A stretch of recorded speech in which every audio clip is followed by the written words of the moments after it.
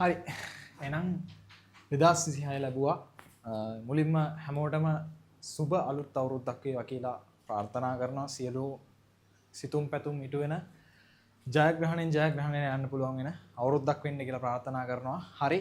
එතකොට මේ ඇවිල්ලා ඉන්නේ අපේ 2026 අවුරුද්දට අදාළව නව පන්ති ආරම්භය ගැන දැනුවත් කිරීමේ වැඩ සටහනකට අපි අද ඔන්ලයින් විදිහට තමයි ඔයාලත් එක්ක හම්බෙන්නේ. අපේ භෞතික පන්ති ඉදිරි සතිවලදී පැවැත්වෙනවා. මුලින්ම මම කතා කරලා ඉන්නම් මං ගැන මං කවුද කියලා.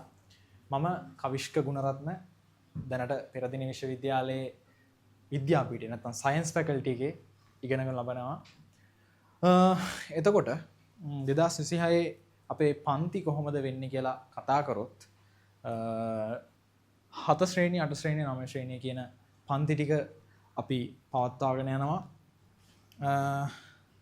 ඔයාලා දැන් දැනටමත් මේ වෙනකොට දන්නවා රටේ ගොඩාක් කතා බහ වෙනවා අලුත් අධ්‍යාපන ප්‍රතිසංස්කරණ නැත්නම් මොඩියුල්ස් ක්‍රමයක් ගැන කතා වෙනවා. සමහර කට්ටිය විවේචනය කරනවා, සමහර කට්ටිය ඒකේ තියෙන සාර්ථකත්වය ගැන කතා කරනවා. බලමු මේ මොඩියුල්ස් ක්‍රමය අපේ 7 8 9 ශ්‍රේණිය වල කොහොමද බලපාන්නේ කියලා.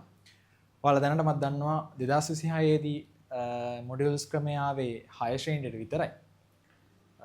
දැනට 7 ඉන්න කට්ටිය ලබන අවුරුදු 8 9 ඔය විදිහට අවුරුදු වලදී පත් වුණාට ඔයාලට අලුත් ප්‍රතිසංස්කරණ ඉගෙන ගන්න හම්බෙන්නේ නැහැ. හැබැයි ප්‍රශ්නයක් නැහැ. ඒකේ වෙන්නේ මොනවද? සහ අපි ඉගෙනගත්ත 2015 සිට ක්‍රියාත්මක වෙච්ච අධ්‍යාපන ප්‍රතිසංස්කරණ වල තිබ්බ දේවලුයි අලුත් මොඩියුල්ස් ක්‍රමයේ තියෙන වෙනසයි මම පැහැදිලි කරන්නම්. වෙනස්කම් කීපයක් තියෙනවා. වෙනස්කම් ගැන කතා කරොත් ඇත්තටම කිව්වොත් අපි 2015 ඉඳන් ක්‍රියාත්මක වෙන අධ්‍යාපන ප්‍රතිසංස්කරණ මමත් ඒ අධ්‍යාපන ප්‍රතිසංස්කරණ යටතේ ඉගෙන ගත්ත කෙනෙක්. මොකද ඒතර මම මේ ගැන දන්නවා. අපි සාමාන්‍යයෙන් කරගෙන ගියේ ගුරුවරයා අපිට කියලා දෙනවා. එතකොට අපි මේ දෙක පිළිගන්නවා. පිළි අරගෙන ඊට පස්සේ ඒ හරහා ගණන් හදලා පේපරේට ලකුණු වැඩි කරගන්න එක කොහොමද කියලා වැඩක් තමයි අපි ගියේ. ඇත්ත වශයෙන්ම කිව්වොත් අපි රඳා පැවතලා හිටියේ පේපරේ ලකුණු මත නැතුව ගණිතයේ විෂය ඉගෙනගෙන මේකෙන් කොහොමද ලස්සන දේවල් දකින්නේ, මේකේ මොනවද තියෙන ලස්සන තැන්, හරවත් රසවත් තැන් මොනවද කියලා අපි වැඩි කතා කරන්නේ. අපි කෙලින්ම පේපරේට තමයි යොමු වෙලා හිටියේ. පේපරේ කොහොමද ලකුණු ගන්නෙ, මොනවද වැඩි ලකුණු ගන්න ඕන නම් මොනවද කරන්න ඕනේ, කාල කළමනාකරණය කරන්නේ කොහොමද, ඒ වගේ දේවල් ටිකක් තිබ්බේ. හැබැයි මේ මොඩියුල්ස් ක්‍රමේදී වාර විභාග කියන එක පොඩ්ඩක්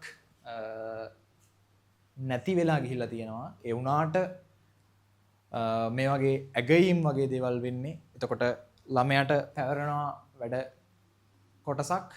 ඒක ප්‍රායෝගිකව තමයි ක්‍රියාත්මක වෙන්නේ. එතකොට ළමයා ඒ හරහා ක්‍රියාත්මක වෙලා වැඩ කරලා ඒ වැඩ තියලා වැඩ තමන්ට පැවරලා තියෙන වැඩ කොටස සාර්ථකව නිම කරලා තමන්ගේ ලකුණු ප්‍රමාණය ලබා ගන්න ඕනේ. වාර විභාගය හා සමානයි, හැබැයි පොඩි වෙනසක් තියෙනවා. ඇත්ත වශයෙන්ම කිව්වොත් දැනට විශ්වවිද්‍යාලවල ක්‍රියාත්මක වෙන ක්‍රමය හා සමාන ක්‍රමයක් කිව්වොත් නිවැරදි. ඒකෙදිත් වෙන්නේ ඔය වගේම දෙයක්. අපිට වැඩ පැවරෙනවා. අපි මේ වැඩ ටික નિયમિત වේලාවට අපේ නිර්මාණශීලීත්වය අනුව සහ අපේ හැකියාව භාවිතා කරලා වැඩේ කරන්න ඕනේ. එතකොට අපිට ඒ අදාළ ලකුණු ප්‍රමාණය හැවෙනවා. එතනින් එහාට අපේ ඉදිරි ගමන තීරණය වෙනවා. මේකෙදිත් ඒ වගේ වැඩක් වෙන්නේ. හැබැයි ඔයාලට ප්‍රශ්නයක් එයි අපිට මොඩියුල්ස් ක්‍රමේ නැහැනේ කියලා. බය වෙන්න එපා. අපිට තියෙන තාම 2015 සිට ක්‍රියාත්මක වෙන විෂය නිර්දේශයමයි. ප්‍රශ්නයක් නැහැ. අපි ඒ විෂය නිර්දේශය ඉගෙන ගන්න ගමන් මොඩියුල්ස් ක්‍රමේදී එන්න ඕනේ මොනවද කියලා අපි මේ දෙකම කතා කරමු. මොකද එතකොට දැන් 2026 6 ශ්‍රේණියේ ඉන්න ළමයා අවුරුදු කීපයකින් 11 ශ්‍රේණියට එනවා, 10 ශ්‍රේණියට එනවා. එතකොට ඒ ළමයා දැනගෙන ඉන්න දෙයි අපි දැනගෙන ඉන්න දෙයි මේ යන ක්‍රමයට ගියොත් පොඩි වෙනස්කම් ප්‍රමාණයක් තියෙනවා. හැබැයි බය වෙන්න එපා. ඒ තියෙන වෙනස මම කවර් කරලා දෙනවා. ඒ අවශ්‍ය අලුත් මොඩියුල්ස් වල තියෙන දේවලුයි අපේ තිබ්බ විෂය මාලාවේ තිබ්බ දේවලුයි එකට අරගෙන අඩු තැන් වලට අරවගෙන් එන්න ඕන දේවල් ටික මම කතා කරලා ඔයාලගේ වැඩේ කරලා දෙනවා. රයිට්. එතකොට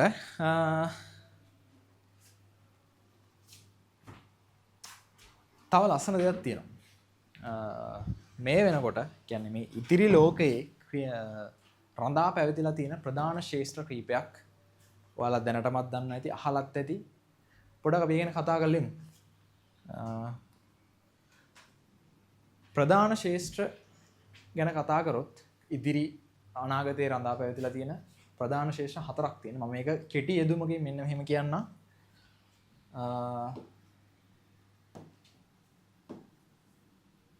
S T E සහ M. මොකද්ද මේ STEM? නැත්නම් STEM කියන්නේ මොකද්ද කියලා අපි බලමු. S වලින් යාලා නිරූපණය කරන්නේ සයන්ස් කියන එක. ඒ කියන්නේ අපි දන්න විද්‍යාව කියන එක.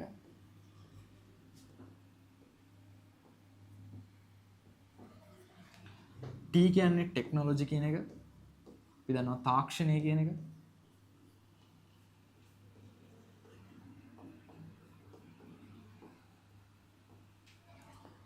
E වලින් යාලා කියන්නේ ඉන්ජිනියරින් කියන එක.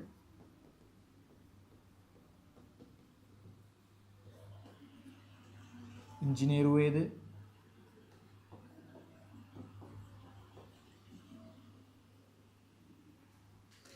M වලින් කියන්නේ මැතමැටික්ස්, නැත්නම් අපි හැමෝම දන්න අපි ඉගෙන ගන්න යන ගණිතය කියන එක.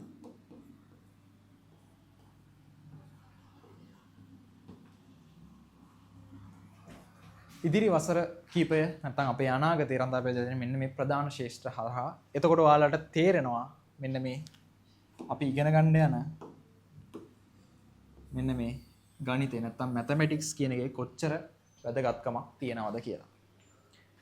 ගණිතය නැසුව අපේ අනාගතේ තීරණය කරගන්නේ පොඩි අමාරුකමක් තියෙනවා. මොකද මේ ගෙවෙන්නේ 21 වන සියවස, 19 වන සියවසවත්, 20 වන සියවසවත් නෙවෙයි, මේ 21 වන සියවස. මේ කාලය රඳා පැවතිලා තියෙනම තාක්ෂණය සහ විද්‍යාවත් සම්බන්ධව. එතකොට අපිට ඒකෙන් මග ඇරිලා ඉන්න බෑ. මොකද ලෝකේ යන විදිහත් එක්ක අපි යන්න ඕනේ රැල්ලට යනවා කියන එක නෙවෙයි. ලෝකයේ යන මාර්ගයත් එක්ක අපිත් අනුගත වෙන්න ඕනේ. රැල්ලට යාම නෙවෙයි මම මෙතන කතා කරන්නේ. එහෙම යන්න නම් මේ ගණිතය කියන විෂය අපි අත්‍යවශ්‍ය විෂයක් විදිහට ඉගෙනගෙන විතරක් බෑ. අපි ඒක ප්‍රගුණ කරන්න ඕනේ. ඊට පස්සේ ඒකේ රසවත්යන් දකින්න ඕනේ. ඒකෙන් කොහොමද ජීවිතේ ජයගන්නේ වගේ දේවල් ටිකක් කතා කරගන්න ඕනේ. රයිට්. එතකොට හරි. තව දෙයක් කියන්න ඕනේ. අපි ඉගෙන ගන්නේ නැත්නම් අධ්‍යාපන කටයුතු සිදු කරන්නේ ගම්පල අවඩ ප්‍රදේශයේදී. ගම්පල තිබ අධ්‍යාපන ක්‍රමය ගැන පොඩ්ඩක් කිව්වොත් සාම්ප්‍රදායික අධ්‍යාපන ක්‍රමයක් තිබ්බේ. මොකද කාලයක් තිස්සේ එකම විදිහට ගියපු ටයිප් එකක් තිබ්බේ. හැබැයි අපි ඒ ක්‍රමය පොඩ්ඩක් වෙනස් කරා. අලුත් තාක්ෂණය සහ අලුත් අදහස් එක්ක අලුත්ම වැඩපිළිවෙලක් යටතේ තමයි මේ පන්ති ටික ක්‍රියාත්මක වෙන්නේ. ඔයාලා දකින්න ඇති අපේ පන්ති පිළිබඳ ප්‍රචාරණය කිරීමට ගහපු දැන්වීමක තියෙන ඇති අලුත් නව පරපුරේ ගණිත අත්දැකීමක් කියලා. ඒක ඔයාලට අත්දකින්න පුළුවන් අපේ පන්තිත් එක්ක එකතු වුණොත්. අපි ගණිතයේදී වෙන්න ඕනේ දේවල් සියල්ලම ඔයාලට දෙන ගමන් ගණිතය කියන විෂයට ආසාවක් ඇතින කරන ගමන් ජීවිතය ජය ගන්න කොහොමද කියලාත් මේ හරහා කතා කරමු. රයිට්. එතකොට අපි බලමු කොහොමද අපේ ක්ලාසස් ටික නැත්නම් අපේ පන්ති ටික කොහොමද යෙදෙන්නේ කියලා. එතකොට 7 ශ්‍රේණිය 8 ශ්‍රේණිය සහ 9 ශ්‍රේණිය වලට අදාළ පන්ති ටික මෙන්න මේ වෙලාවන් වලදී තමයි යෙදෙන්නේ. 7 ශ්‍රේණිය සාමාන්‍යයෙන් අපිට යෙදෙන්නේ සිකුරාදා දවසේ, සිකුරාදා හවස් වරුවේ 4 ඉඳන් 5:00 දක්වා.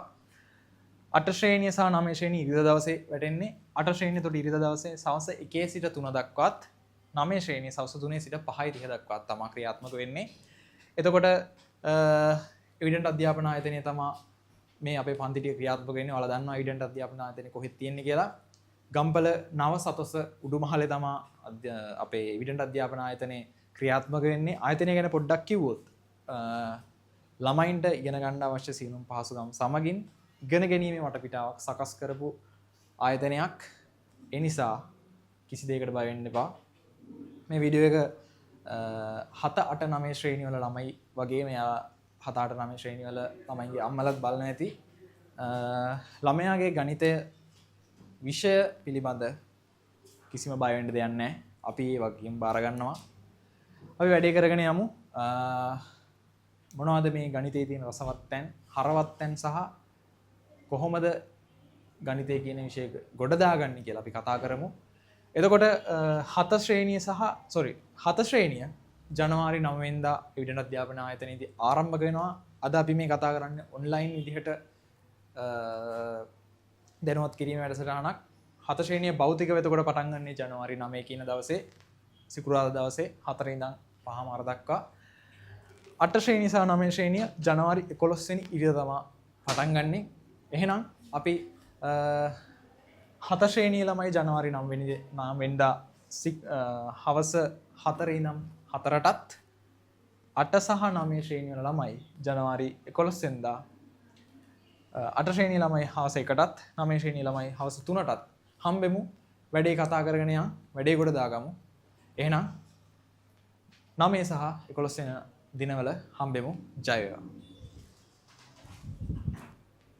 ඒක කොච්චර තියෙනවද?